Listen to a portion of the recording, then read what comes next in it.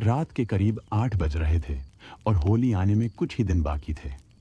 रघु और रमेश चाय की टपरी पर भोला काका का इंतजार कर रहे थे। काफी समय बीत गया था। अरे भाई, ये भोला काका कहाँ रह गए? अभी तक आए ही नहीं। अरे भाई, 1 घंटा हो गया है इंतजार करते करते, अभी तक नहीं आए। लगता है होली आने वाली है ना, उसी की सफाई वगैरह कर रहे होंगे। हाँ भाई, सही कहा। वैसे तेरे घर की हो गई सफाई? भाई अभी कहाँ हुई, बीवी मायके जा रखी है और बच्चे भी। अच्छा कोई नहीं भाई, अगर करवाना हो तो सफाई बता दो, मैं मदद कर दूं। भाई ठीक है भाई। वैसे भाई, जो वो अपने गांव की 5वीं गली है, उधर आए दिन की खबरें सुनता रहता हूँ। अब कौन सी खबर सुन ली? अरे भाई, वो महेश चाचा नहीं थे, उनकी लाश मिली थी पीपल के पेड़ के पास। ये पता नहीं क्या माजरा है। 1 हफ्ते पहले भी एक लड़के के साथ ऐसा ही कांड हुआ था। भाई मेरे उधर तो आना जाना ही नहीं है। भाई मुझे तो उसी रास्ते से होकर अपने खेतों की ओर जाना होता है। जिस गांव में रघु और रमेश रहते थे, उसी गांव में आए दिन कुछ न कुछ कांड सुनने को मिलता था। 5वीं गली में कुछ रहस्यमय जो आए दिन लोगों के साथ होता था। तभी कुछ देर बाद भोला चाचा आते हैं टपरी पर। अरे वो देख, भोला चाचा आ रहे हैं। अरे हाँ, काफी देर लगा दी चाचा ने तो आज। अरे चाचा के हाथ में लकड़ी किस लिए लिया है? ये बस कुत्तों को डराने के लिए है। रास्ते में मिल जाते हैं तो बहुत भौंकते हैं। अरे चाचा, हम हैं ना। हाँ, तुम तो हर जगह हो ना। चाचा भी उस टपरी पर बैठ गए। अब वो सिलसिला शुरू होने वाला था। जो भी सुनता है उसको कभी नींद नहीं आती। इस कहानी को समझने के लिए आपको पूरी कहानी देखनी पड़ेगी। इसे बीच में न छोड़े। अरे चाचा, अब शुरू कर दो। अरे आज मेरी बारी नहीं है। अरे चाचा, परसों मैंने सुनाई थी, कल रमेश ने सुनाई थी, आज आप सुनाओगे? अच्छा, आज मेरी बारी है। आजकल तबीयत खराब रहती है ना, इसलिए दिमाग काम नहीं करता। अरे कोई नहीं चाचा, आज आप रहें दो फिर। कहानी तो सुनाऊंगा, पहले ये बताओ ये 5वीं गली में कौन से कांड हो रहे हैं आए दिन? अरे चाचा, हर 10 से 15 दिन में कांड हो रहा है। चलो छोड़ो, मैं अब तुम्हें अपने बचपन की वो कहानी सुनाने जा रहा हूँ। दरअसल कहानी नहीं, मेरे साथ हुई एक घटना है। मेरी उम्र उस वक्त करीब 16 साल की थी। मैं घर पर दादी के साथ था। पिताजी और माँ बनारस घूमने गए थे। दादी, जाने दो, दावत खाए हुए बहुत समय हो गया है। नहीं नहीं बेटा, वो गांव काफी दूर है और तेरे पापा भी नहीं हैं। अरे दादी, रवि भैया भी तो जा रहे हैं। अरे बेटा, वो बड़े हैं, तू अभी छोटा है और तुझे नहीं पता गांव के बाहर कौन कौन से छलावा रहते हैं। अरे दादी, ये छलवाओ इलावा कुछ नहीं होते, मेरे सर जी कहते हैं। अभी तेरे सर जी के ऊपर आंच नहीं आई है ना? जाने दो ना दादी। अच्छा, पकवान होगा, सुना है जलेबी भी है। जाने तो दूंगी, लेकिन एक शर्त पर। तू जल्दी आ जाएगा? हाँ दादी, पक्का आ जाऊंगा। उस वक्त मैं काफी खुश हो गया था जैसे ही दादी मान गई थी, क्योंकि काफी समय के बाद हमारे घर दावत का बुलावा आया था। मैं जब बाहर आया तो ठंड का एहसास काफी हो रहा था। मेरा सारा कपड़े गीले थे, इसलिए ऐसे ही निकल गया। दावत की खुशी में किसको ठंड लग रही है? मेरे तो सारा ध्यान पूरी तरह से जलेबी दही पर था। मैं ठंड की फिक्र न करते हुए रवि भैया के घर की ओर निकल गया, झूमते हुए। पर मुझे क्या पता था, उस कच्ची उम्र में मुझे ऐसे चीजों का सामना करना पड़ेगा जिसकी मैंने कभी कल्पना भी नहीं की थी। मैं रवि भैया के घर आ गया और जोर जोर से आवाज मारने लग गया। कुछ देर बाद रवि भैया बाहर आए और मुझे देखने लगे, मानो उन्हें कुछ याद ही नहीं कि आज दावत पर जाना है। वो मेरे पास आए और बोले, अरे भोला, तू क्या हुआ? अरे भैया, तुम नहीं जा रहे हो क्या दावत में? अरे यार, मैं तो भूल ही गया था, पर मैंने तो खाना खा लिया। भैया मजाक मत करो, आप ही ने कहा था कल चलने को। हाँ कहा तो, पर भोला मैंने तो खाना खा लिया है। अरे भैया चलो ना, मैंने दादी को बोल दिया कि मैं रवि भैया के साथ जा रहा हूँ, खाना ना बनाए।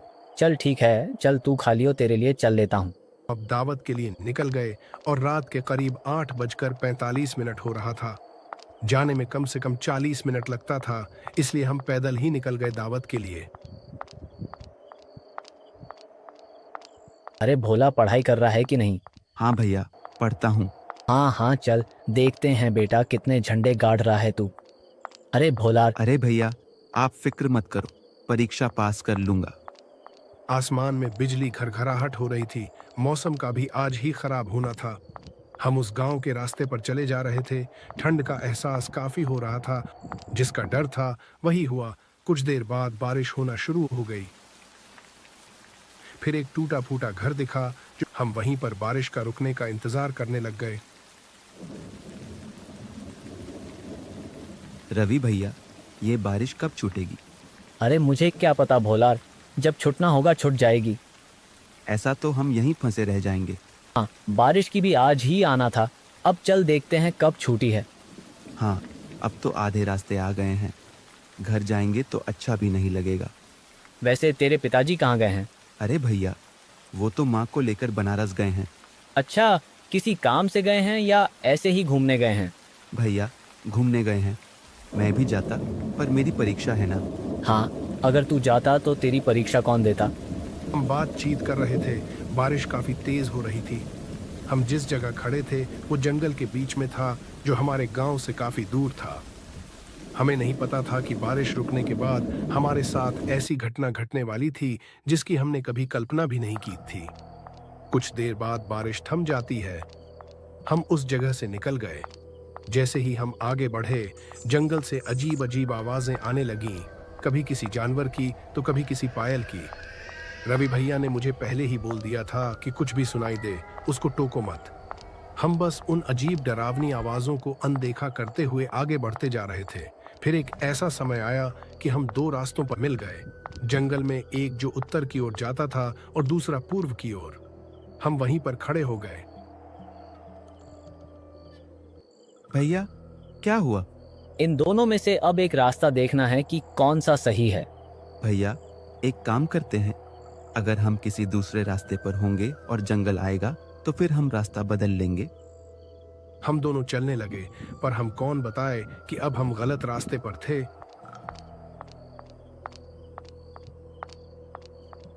जो बिल्कुल जंगल की ओर जा रहा था। उस रात कुछ समझ में नहीं आ रहा था। बस मेरे दिमाग में यह चल रहा था कि काश दादी की बात सुन लेता और नहीं आता। तभी दूर एक इंसान दिखाई दिया जो ठंड में आग ताप रहा था। अरे भोला, वो देख, वहां पर कोई है। चल मदद लेते हैं। भैया, मुझे कुछ ठीक नहीं लग रहा। मेरी दादी ने कहा था कि रास्ते में अजनबियों पर भरोसा मत करना। क्या करें, ऐसे ही अब अंधेरे में घूमते रहें जंगल में। ठीक है भैया, चलो फिर उसी से मदद मांगते हैं। हम बुजुर्ग के पास जाने लगे और हमें क्या पता था कि हमारे साथ कुछ ऐसा होगा जिसकी हमने कभी कल्पना भी नहीं की थी। असली कहानी तो यहीं से शुरू होने वाली थी। उस इंसान से मिलने के बाद जैसे ही उसने हमें देखा, उसके चेहरे पर मैंने एक रहस्यमयी मुस्कान देखी। अरे चाचा, ये कलमोरा गांव का रास्ता कौन सा जाएगा? अरे बेटा, इतनी रात को कलमोरा जाओगे? अब चाचा, शादी थी ना, वही जा रहे हैं दावत खाने। बेटा, तुम तो काफ़ी दूर आ गए हो। अब यहाँ से जाने में काफ़ी समय लगेगा तुम्हें कलमोरा के लिए। तो हम क्या करें, हम तो अब फंस गए। अब क्या ही कर सकते हो, बारिश भी आने वाली है, मौसम भी खराब हो रहा है। एक काम करो, आज रात मेरे घर ही रुक जाओ। नहीं नहीं चाचा, आपको हम तकलीफ नहीं देना चाहते। अरे बेटा, कैसी तकलीफ, कितने मुसाफिर आते हैं, मेरे घर ही रुक जाते हैं। ठीक है चाचा, आपका बहुत बहुत धन्यवाद। आप नहीं होते तो पता नहीं इसे वीरान जंगल में कहाँ जाते। काश उसी रात हम उस अजनबी के घर जाते ही न होते। ऐसा लग रहा था कि यह सब कुछ आंखों की माया है। इस जंगल में ऐसा कुछ नहीं है, सब आंखों का फसाना है। कुछ देर बाद बारिश शुरू हो गई और हम उस चाचा के घर में गए। अरे, ये कौन है जी? अरे, ये रास्ता भटक गए और बाहर बारिश भी काफ़ी हो रही है। मैंने कहा आज रात यहीं पर रुक जाओ। ये तो काफी अच्छा किया आपने जो यहाँ लेकर आए। अच्छा हुआ हमें चाचा मिल गए। कितने मुसाफिर हमारे घर ही आते हैं और रात भर रुकते हैं। वैसे तुम कुछ खाओगे? अरे ना ना चाचा, आपने हमें जगह दे दी, वही बहुत बड़ी बात है। जब हम बात कर रहे थे, चाचा की पत्नी के चेहरे पर एक अलग ही मुस्कान थी जो चाचा के चेहरे पर भी थी। ऐसा लग रहा था कि कुछ होने वाला है। हम चाचा के साथ दूसरे कमरे में चले गए।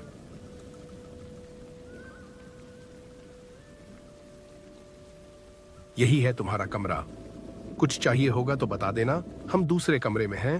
ठीक है चाचा, आपका बहुत बहुत धन्यवाद। आप नहीं होते तो पता नहीं इसे वीरान जंगल में कहाँ जाते। अरे बेटा, तुम हमारे मेहमान हो। वैसे चाचा, एक बात पूछूं? हाँ हाँ, आप इस वीरान जंगल में क्यों रहते हो? ये बात तो तुम्हें कल ही पता चल जाएगी। क्या मतलब? मेरा मतलब है अभी आराम करो, कल सुबह बता दूंगा। भोलार, एक काम कर, बिस्तर पर तो बस एक ही आदमी आ सकता है, तू आराम कर ले। अरे भैया, मुझे नींद नहीं आती जल्दी दूसरों के घर पर। अब रात भर जागता रहेगा? हाँ भैया, अगर नींद आएगी तो मैं आपको उठा दूंगा जब तक आप सो जाएं। चल ठीक है, मैं सोने जा रहा हूँ, अगर नींद आए तो मुझे जगा देना। रवि भैया सो गए और मैं बिस्तर के नीचे बैठ गया। दरअसल मैंने भैया से झूठ बोला कि मुझे दूसरों के घर पर नींद नहीं आती। मुझे यहाँ कुछ ठीक नहीं लगा, इसलिए मैंने सोना उचित नहीं समझा। रवि भैया काफी गहरी नींद में हो चुके थे और मेरी भी आंख लग चुकी थी। तभी कुछ देर बाद किसी की आवाज सुनाई दी मुझे। मैं जल्दी से खिड़की के पास गया, देखने की आखिरकार कौन है। जैसे ही मैं खिड़की के पास गया तो देखा कि वो दोनों पति पत्नी अंधेरे में जंगल के अंदर घुस रहे थे। जब मैंने खिड़की से देखा तो देखकर हैरान हो गया, क्योंकि वो दोनों पति पत्नी जंगल के भीतर जा रहे थे। मैं जल्दी से रवि भैया के पास गया और उन्हें जगाने की कोशिश की, पर वे जागे ही नहीं, वे काफी गहरी नींद में थे। फिर मैंने अकेले ही जाने का फैसला किया और मैं अकेले ही निकल गया। बाहर बारिश काफी तेज हो रही थी, रुकने का नाम ही नहीं ले रही थी। जंगल से काफी अजीब अजीब आवाजें आ रही थीं, मानो कोई चिल्ला रहा हो। फिर उन चीजों को अनदेखा करते हुए मैं आगे बढ़ता जा रहा था। मुझे बस पता लगाना था कि आखिरकार वे कहाँ जा रहे हैं। कुछ देर बाद मैंने वह नजारा देखा जो मैंने कभी सपने में भी नहीं सोचा था। वो दोनों अब आदमखोर बन चुके थे और जानवर का मांस खा रहे थे। यह नजारा देखते ही मेरे पैरों तले जमीन खिसक गई और फिर उसमें से एक आदमखोर ने मुझे देख लिया। अगर आपको इसके आगे देखना है कि आगे क्या हुआ, तो कमेंट में नेक्स्ट पार्ट लिखें और चैनल को सब्सक्राइब कर लें, ताकि वीडियो अपलोड होते ही सबसे पहले आपके पास पहुंचे।